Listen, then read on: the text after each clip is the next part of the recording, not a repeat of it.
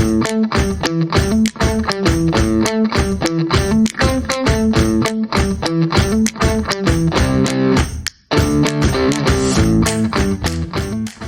friend, welcome to A Water Connection, a space created to learn, connect, and multiply the power of a conversation to give visibility to the water industry. I'm Jess Borges, a passionate human who believes you should increase your water curiosity. Welcome to this new episode. In our episode today, we're going to be talking to Sheriden Morris. She has joined us to teach us and talk a little bit about one of Australia's iconic regions, which is the Great Barrier Reef. Before introducing our speaker, I have to tell you that this was one of the most insightful conversations we have had so far in the history of our water connection. So much that we decided to split this episode into two parts. Today, you will learn about the Great Barrier Reef and why its management is considered a wicked problem. In part two of this episode, we will dive into the water quality aspect and why is it so important. But in any case, I hope you enjoyed what is coming. Sheriden is the managing director of the Cairns-based non-for-profit company called Reef and Rainforest Research Centre, or RRRC, as I'm going to refer to from now on, and she has been in this position since 2006. She's also the chair of the CRC for Developing Northern Australia and deputy chair of Citizens of the Great Barrier Reef. Sheriden has always strongly believed in intelligent, sustainable development using the region's tropical expertise, the knowing of the living, building, and working most effectively in the tropics. As part of her work, the RRRC has successfully attracted more than $400 million in grants and investment to support environmental research and develop projects in Northern Australia. Welcome to A Water Connection, Sheriden. Thank you. Thank you for having me on your podcast. No, thank you very much for joining us. And I'm really looking forward to this conversation. To start giving all our listeners like a common ground to start, there's people that listen to this all over the world. Can you describe a little bit the Great Barrier Reef for us and why is it so important? So the Great Barrier Reef is a pretty amazing, one of the wonders of the world, natural wonders of the world. You can see it from space. It's the size of Italy, and wow. So it's big.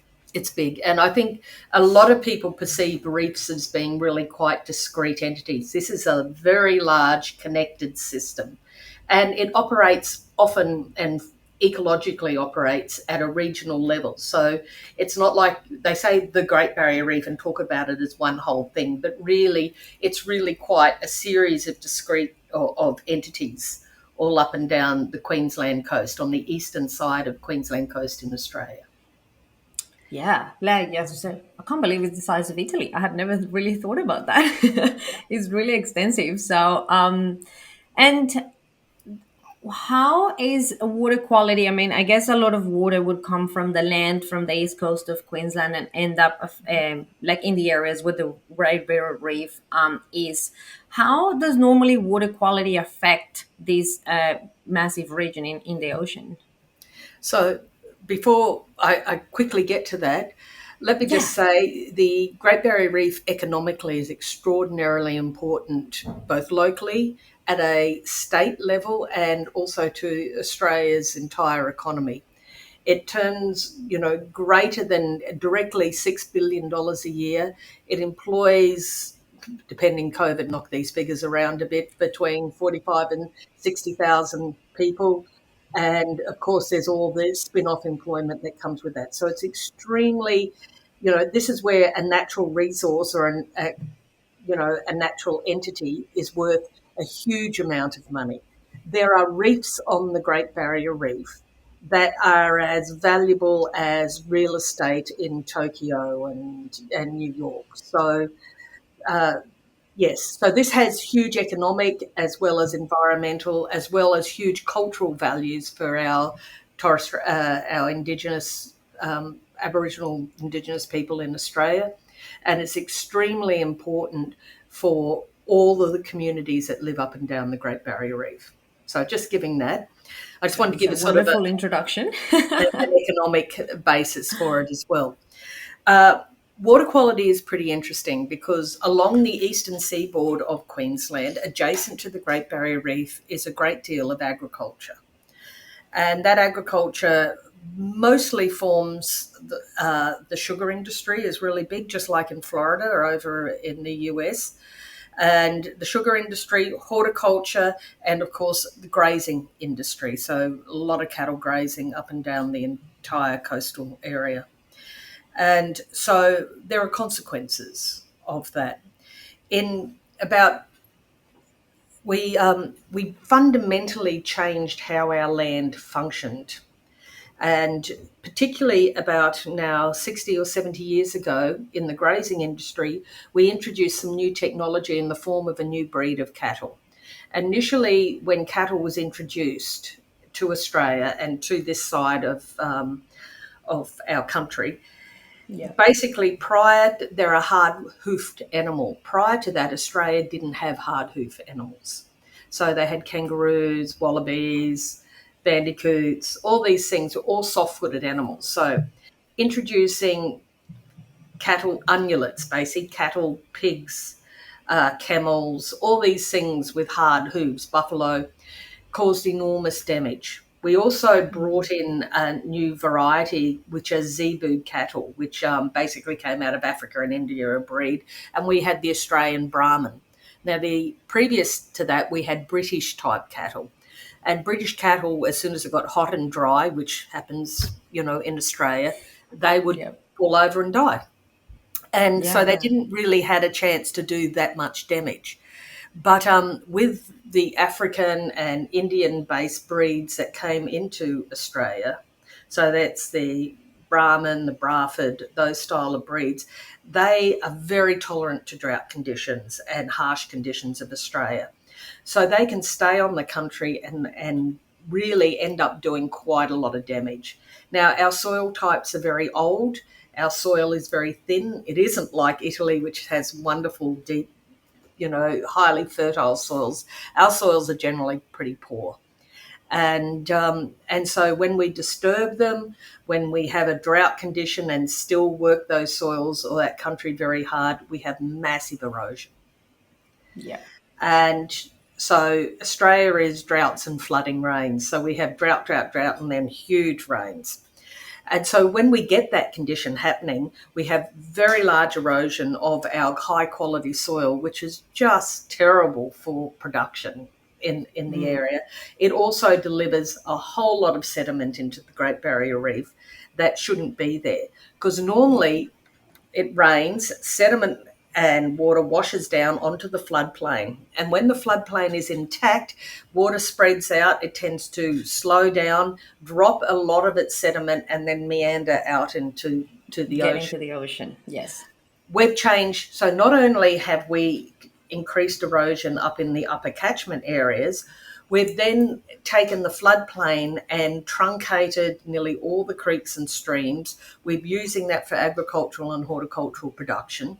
And we've removed riparian areas, taken about 80% of the wetland systems out of the floodplain. And the consequence of that is, so when sediment and nutrient come down, instead of the floodplain acting like kidneys, the old-fashioned way of talking about it, the water is just pushed straight out onto the Yeah. reef. So there's no opportunity to ameliorate the Yeah. loads To get coming that. down. Yeah. Yeah. In addition to that, on the floodplain, of course, horticulture adds a lot of fertiliser, a lot of pesticides, and the consequences of that, of course, that all just gets washed out too. So the reef is seeing all these things happen at once, particularly the inshore reef systems. And it's mostly the inshore reef systems that have felt the full impact of basically decrease or poor quality water coming into the system.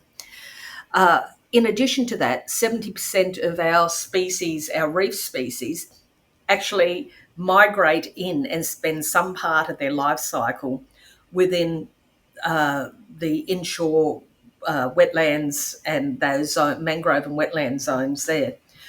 When we've removed so much wetland and we've impacted those zones so strongly, we also impact the connectivity of those fish species and also the overall numbers. So in terms of water quality, we're looking at some pretty heavy threats. And we also know that these industries are important to Queensland and to Australia. They employ a lot of people. They're not as many as the reef doves, by the way, but they still do. And they generate a lot of income. Um, and, it's part of the culture of the region for these industries to be there. So this is, as they say, a wicked problem. It And is. we've It's been working on this for 30 years and had a number of approaches. Initially, it was just called catchment management. And we went down that pathway to do it. And in 2003, 2004, we developed the first water quality action plan, saying we really do need to do something. And this is before we were particularly aware of the impacts of climate change. So you take water quality impacts, fisheries impacts, because there's also commercial fishery in the Great Barrier Reef, very and right. then Yeah. put climate over the top of that. You're looking at a reef as resilient and as big and as strong as the Great Barrier Reef is, and as carefully managed as it is. This is still a lot of threat to the reef system.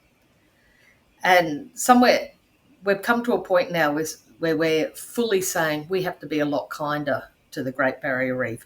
We have to give it an opportunity to adjust if it can to the changing climate, to the heat, to these underwater heat waves, these water-based heat waves that hit the reef and cause mass bleaching. And we really do have to figure out how to be kind to the reef at this time. Absolutely. And you Sorry, I mentioned was like just giving some you a of. big picture of Oh what's. no, this is amazing. Like this work covers basically all of the questions I had prepared. So we're gonna kind of go from the conversation here. You mentioned that one of the effects, of course, is that some of the species would go in close to the shore, like inshore, to spend part of their lives, and they are affected by the sedimentation and the different substances that are like coming from the fertilizers.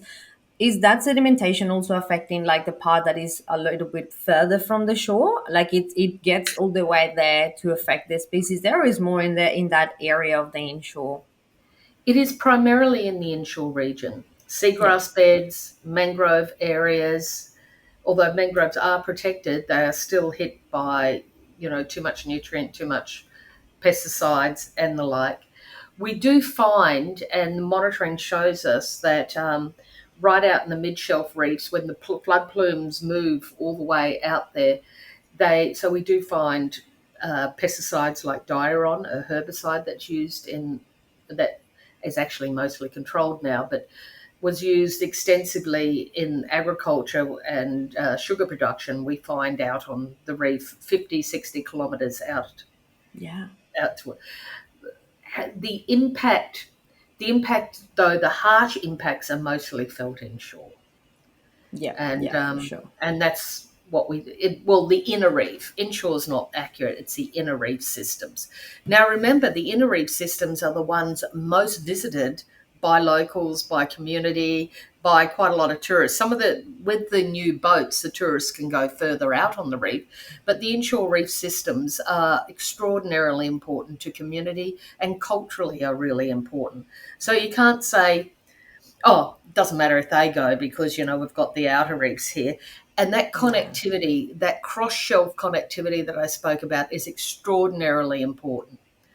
So link with that, if you have trawlers going up and down, dragging that area, resuspending a lot of the sediment The that has sediment. settled out, and also removing the protective cover, the soft bottom benthos that exists between reefs, because trawlers are moving between reef systems and the shore.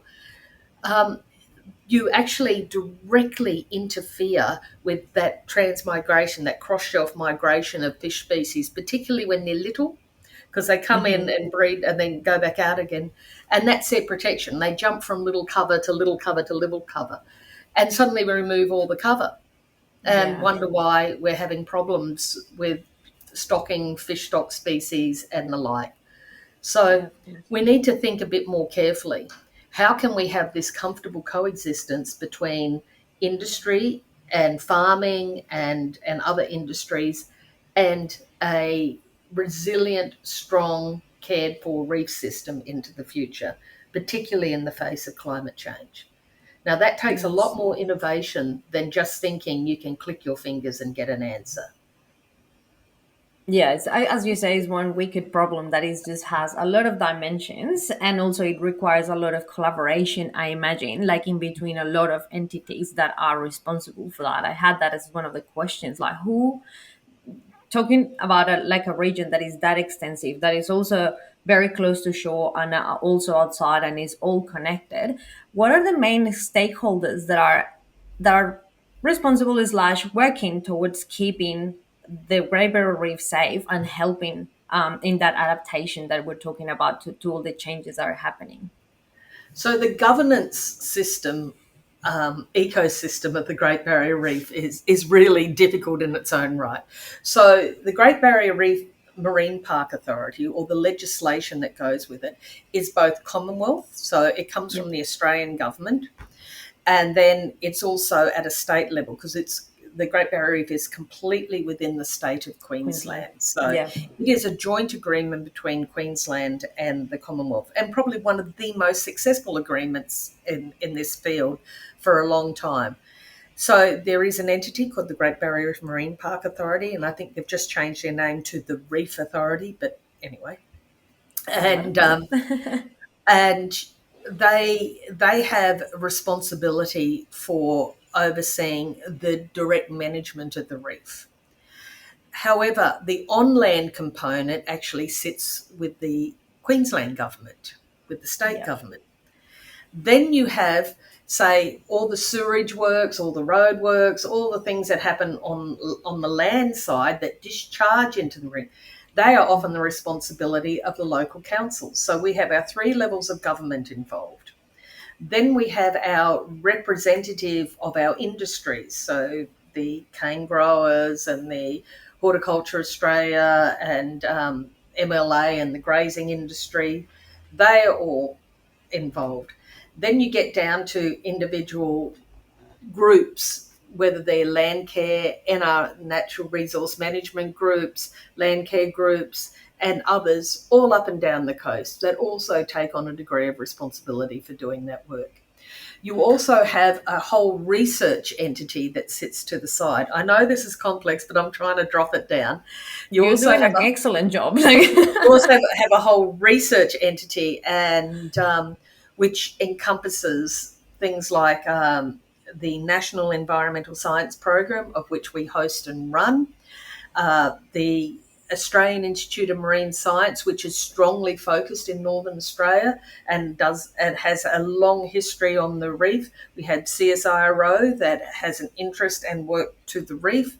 We have James Cook University, which has a strong focus on the reef, and up until fairly recently had a whole Centre of Excellence focused on the reef. We have Queensland University, which has a whole focus on the reef. So there is this great conglomeration of actual uh, research entities. In addition to that, you have big citizen science components that are on there.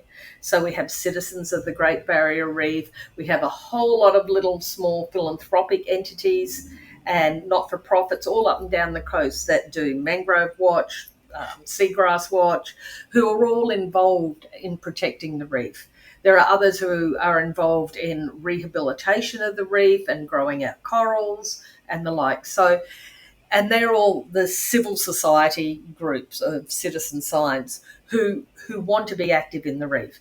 On top of that, you have the tourist industry who are operative on the Yes. reef, and that's the AMTO, the Association of Marine Tourist Operators, Marine Park Tourism Operators, and AMTO, and they hold a whole series of things about responsible expression of presentation of the reef to the broader community, which is equally important because if people don't see it and love it, they won't protect it. So Yeah. they're very important. So it's this enormous network that sits around there.